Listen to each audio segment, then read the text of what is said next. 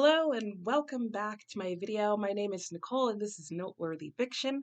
Today I'm coming to you with my little holiday setup here and I'm going to be doing the Bookish Hot or Not. Nope, still no. I never get these right. I'm coming to you today with the Bookish A to Z Hot or Not tag video. This video, or this tag rather, was created by another bibliophile reads. So you can go and check out his channel, and I've seen it going around. I have not been tagged, but I've watched a couple of booktubers who said consider yourself tagged, and so here I am. I thought this was just a fun video to just go over and get a sample of different people's reading taste overall, because while we may have things that we primarily read, I think a lot of us book lovers read a variety of different things. So I'm going to go ahead and get started. I think the only caveat that I'll add is that I did have to figure out what hot or not meant to me. And for me, hot means that it's something that I'm regularly finding I'm seeking out or interested in or like to watch reviews about or that kind of thing.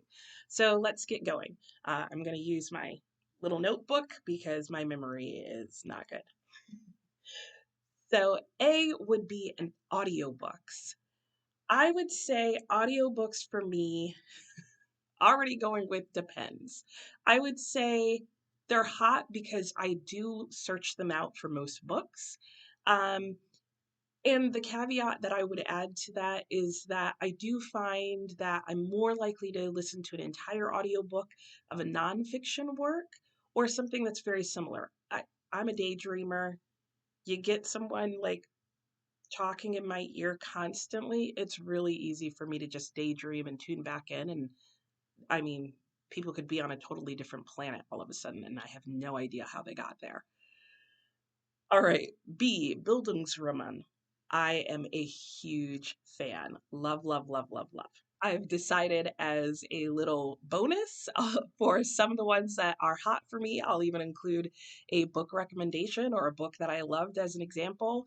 So for Bildungsroman, it would be David Copperfield. Okay, C.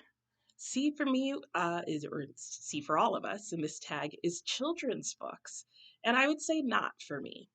Uh, I I've tried, and other than if I'm reading out loud to children, I just don't enjoy them enough to want to complete an entire children's book. But I loved them when I was that age. D, digital books like Kindle, not. It's probably the last form I'm going to look for, and it includes any type of digital reader. But for me, I have a Kindle. I use it if there's a book that I'm reading for a book club or something like that, and I don't want to buy the actual physical book because I'm pretty sure I'm not going to read it. I'll go for a Kindle version. E is for experimental. I would also say not for me. I read a lot of classics, which could be experimental for their time, but I take experimental to mean like experimental, like contemporary experimental books, and I don't seek those out. F is fantasy. I have recently discovered in the last few years that I do really enjoy a good fantasy. For a fantasy book that I'm looking forward to reading, that would be Jerusalem by Alan Moore. This is a lot of things I love, including a humongous book, both lengthwise and actually height. I managed to get this at a library book sale. Guys, I got it on their $1 bag day. Yeah. So I don't recall a lot of what this book is about, other than that there's just layers and layers of action and craziness happening in this fantastical world. I'm very excited about picking this up one day. Okay, that brings us to G with his graphic novel. I'm going to have to say not for me. I don't even know that I own any graphic novels currently. My husband's a huge fan and I like the idea of them, but I just really haven't had a lot of experience with them. So yeah, no. H is horror. No. I am like the biggest scaredy cat. Like I could get scared at nothing. So I am definitely not seeking out horror books. I is inspirational. This is kind of an in-between for me. I guess I'm going to say not. I don't mind if a story that I read happens to be inspirational, but I don't specifically try and read a book just because it's an inspirational book. Um, yeah. J is for journalism. That's not. I don't dislike journalism, but again, I don't seek it out. K is for kitsch. Nope. Like I might have something that would be considered that, but I definitely am not seeking out anything of that nature. L is for library. That is hot for me. I love our local library system. I love any good library. Free books is awesome. Library book sales are amazing.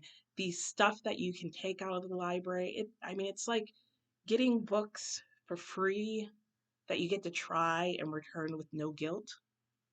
What's not to love? M is for mystery.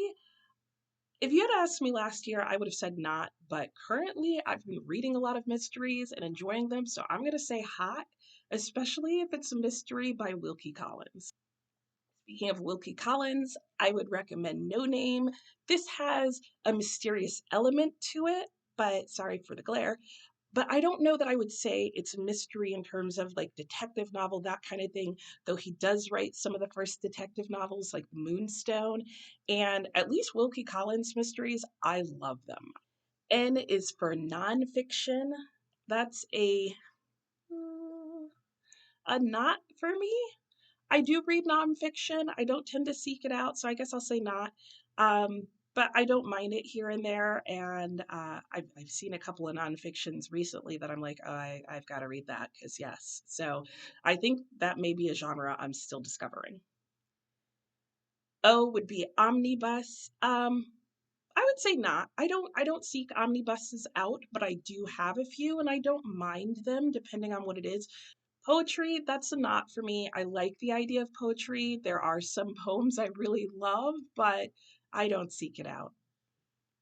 Quest, that's another not for me. I don't seek out books specifically because they have a quest. So, books that I read have quests and I like them, but I don't feel like I tend to have books I don't feel like all my five-star reads are quests.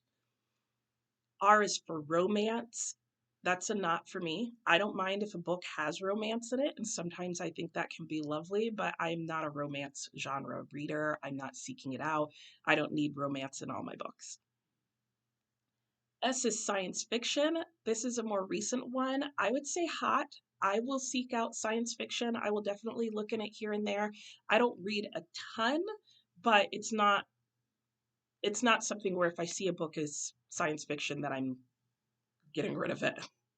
For a science fiction read, I'm going to go with To Say Nothing of the Dog by Connie Willis. I happen to have it in a science fiction masterworks edition. Um, this is one of the first science fiction books I had read in a while, and it's a bit of a classic. I don't know that I would say it's typical science fiction, but it has to do with time travel. I thought this book was hilarious. Um, Maybe it helps that he travels back to Victorian England, and so that gets some of my classic feel in there. But there were some parts in here that were absolutely charming, funny. There was one point I was crying while reading this book. I will say my husband didn't find it as funny, but I will say this. This book has made me want to read Three Men in a Boat. So if you like Victorian classics, if you've read Three Men in a Boat and you want to read something that's loosely related, try this. Okay. T is for translated. I love translated works. I will definitely seek out books that have been translated. I like looking at the International Booker Prize or any international prize winners. I really appreciate translators who take the time to read and review translated works. A website that I absolutely love is called We Love Translations. Go check out that website if you have not and you like to read translated classics specifically. We Love Translations. I will link it in the description, but it's a great website. I love it for finding translated classics and which versions I want to read. For translated work, and this is one that the edition that I found was with the help of using the website, We Love Translations. That would be The Count of Monte Cristo by Alexandre Dumas. Loved this book. Definitely a hot read for me, and definitely a hot letter. Getting dangerous. U is for Ubermmensch. There's a lot of German in here. So that would be a book where there's like an extraordinary or superpowered or superhuman type of character.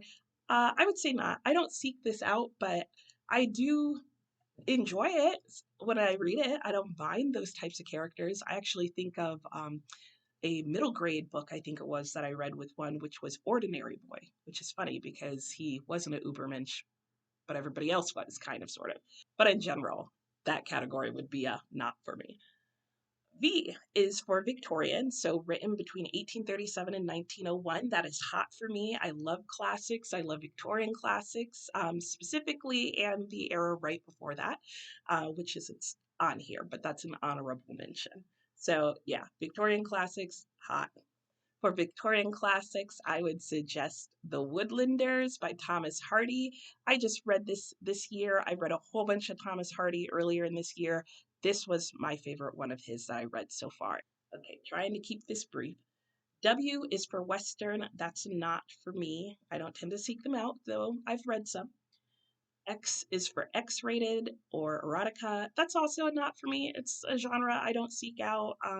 Y is for young adult. That's also a not for me. I think young adult novels are awesome. I think that genre has expanded immensely since I was a young adult, but I don't seek them out to read. And Z is Zeitgeist. And that's brings the spirit of the times to life. I didn't think about it until I read this prompt, but that's a hot for me. I love books that do that. Even if I think I'm not going to love the book, if you can bring me in and make that time period alive to me, I think that's why I love Victorian literature. I think that's why I love classics in general. And I think that's also what I like about translated works, is for me, they all feel like zeitgeist, where I just feel like I am just sucked into a different time, place, spirit, way of life. Yeah, I like that in reading. So that's definitely a hot. Okay, Herman Melville's Moby Dick. I don't read a ton of American classics. I did not think I was going to like this book. I read it. I burst out laughing on page 1 and started crying because I was laughing so hard. I don't think that's most people's response to this book, but it was mine. And this is my zeitgeist. I thought this book was brilliant purely because I totally got the spirit of that time and place. It brought back amazing memories of living in New England. And there were some things in this book that I thought were problematic, but I saw him trying to struggle with that, and I appreciated that. And I started out thinking this book was hilarious, got partway through and didn't think I was going to like it at all. And by the end, I don't know. I was struggling not to speak like the people in the book. And I swear they were feeling my dreams and lives, and the spirit of the times were upon me. So yeah, Zeitgeist hot. All right, that's it for this video. I do want to tag a few people because I always think that's fun. So I'm going to tag Bell's Library, Nikel's Nook, and Beautiful Minutia. I don't think any of them have done this video yet, but if they have, go watch it. And if they haven't, I hope they do. And I'm going to take a note from another YouTuber and say that if you haven't been tagged and you want to do this video, I tag you as well. So yeah, that's it. I hope you are having a wonderful week or weekend whenever you watch this. I will see you next time.